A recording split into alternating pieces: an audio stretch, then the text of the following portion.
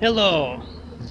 So, um, for this week, I'm going to talk a little bit about a life lesson that I learned, and I want to teach everyone here as well, anyone who doesn't have a whole lot of experience with dealing with this sort of thing. Look at this. This is my car. One of them. I have two cars. Sort of, almost. But, a while ago, the alternator broke, and if you don't know what that is, it basically charges the battery while it's running. So what I did was I went and got a different alternator, and it turned out to be the wrong alternator. And so that was fun to try to jerry-rig that into the car, and it worked for a while. And then the belt broke, and then I realized I couldn't find a belt that would fit it. Because it was the wrong alternator, and belts are made specifically for particular cars. Apparently, I didn't know that until yesterday, or this week.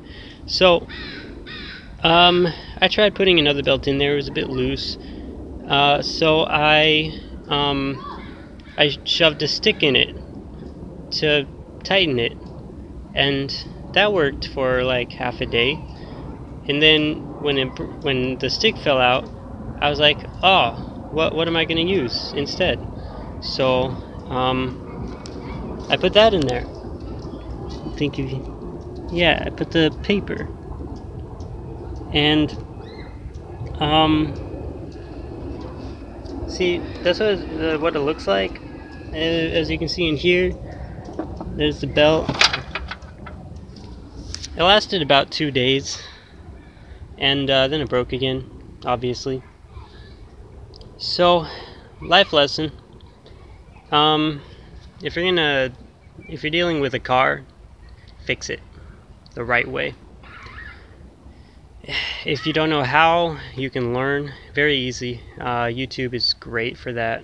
I actually changed a bunch of things on my old car, just with YouTube videos, and it was really great. Actually, you should really learn how to fix it, because going to a mechanic is really, really overpriced.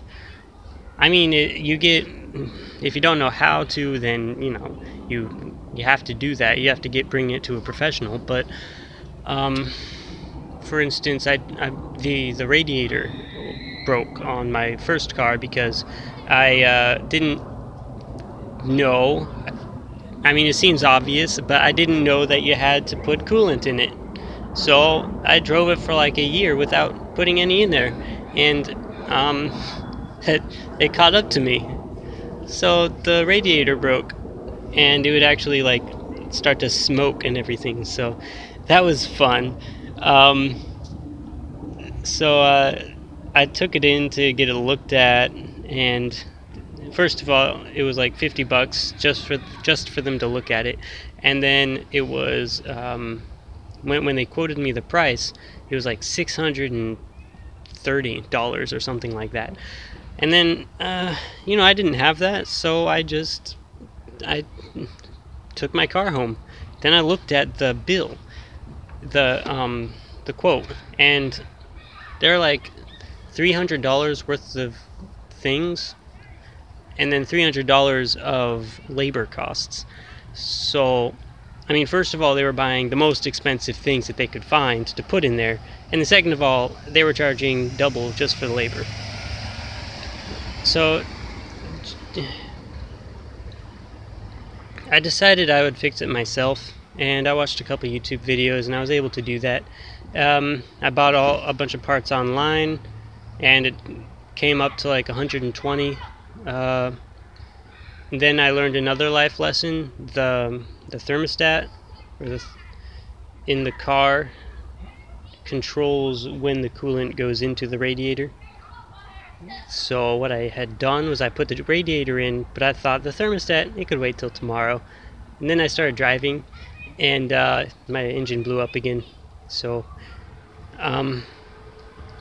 yeah, make sure you change everything as well.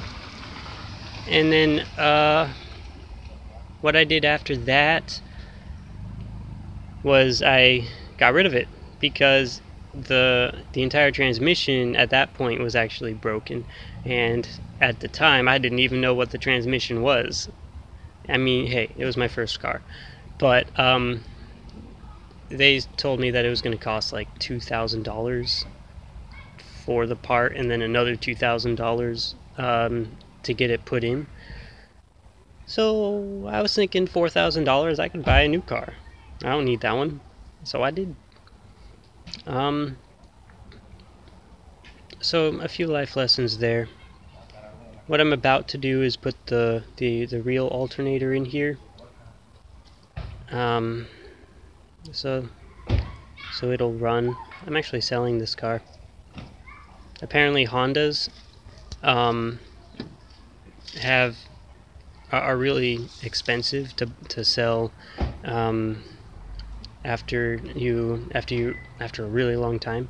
So I was looking at my other versions of my car that are on OfferUp or Craigslist, and they were at like $5,000 to $6,000, even with 230,000 miles on it. So yeah, I was gonna be selling this one for $1,000 because it had three problems with it. But I figured if I fix those 3 problems, I could probably bump up the price by $500 with every problem that I fix. So I'm gonna do that. And this is the first thing. Yeah. Well, Shabbat Shalom, TGIS. Good night.